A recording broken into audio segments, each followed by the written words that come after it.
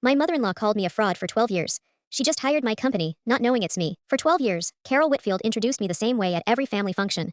This is Daniel's wife. She used to work at a diner. Never mind that I'd been an ICU nurse for 3 years before I met her son, or that I'd left bedside nursing to start something of my own. Carol had decided, the week Daniel proposed, that I'd trapped him, first with a fake pregnancy scare, then supposedly with forged credentials to seem more respectable. None of it was true. She just couldn't accept that her son had picked someone she didn't choose for him.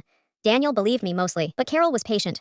She dripped the story out over years, to aunts, to cousins, to anyone who'd listen at Thanksgiving. By the time her son's 10th anniversary rolled around, half the family treated me like a woman who'd slipped something past them. What Carol didn't know was that 6 years ago, while she was still calling me the temp behind my back, I quietly left my last hospital shift and started an event planning company. I ran it under my maiden name, Meyer Ostrander, specifically so nothing in my life would ever touch hers again. No Whitfield name on the paperwork, no photo of me on the website, just careful, obsessive work building a client list one wedding and one gala at a time. By last year, Ostrander and Company was quietly one of the most requested planners in the state. Carol's 60th wedding anniversary was going to be the biggest party she'd ever thrown, 200 guests, a ballroom, the works. She spent months telling everyone about the brilliant planner she'd found, a company that was impossible to book, run by someone who clearly knew what she was doing, unlike some people. I heard about it secondhand from Daniel's cousin Rebecca, who thought it was funny that Carol wouldn't stop talking about my competitor. Except it wasn't a competitor, it was me. Daniel didn't even know at first.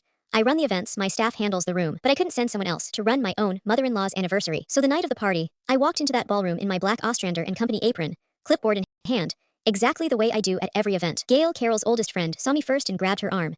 Carol, oh my God, is this Maya? You're Meyer Ostrander. Carol turned, confused, and then I watched her actually put it together in real time. The woman she told 200 guests was the best in the state was the same woman she'd spent 12 years calling a fraud who'd never amount to anything. The room did the math before she could say a word. Rebecca, who'd heard every version of Carol's story, was already laughing behind her wine glass. Carol's mouth opened and closed. For the first time in a decade, she had nothing rehearsed to say.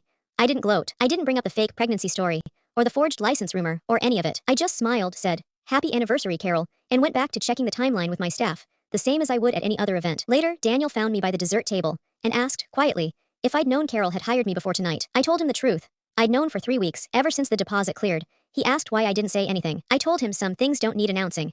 You just let people find out the way they were always going to. Carol has been noticeably quieter at family gatherings since. She still hasn't apologized, and I don't expect her to, but she stopped telling the diner story. She doesn't need to anymore. Everyone in that ballroom already knows exactly who I am. I never reminded her what she used to call me. I didn't have to.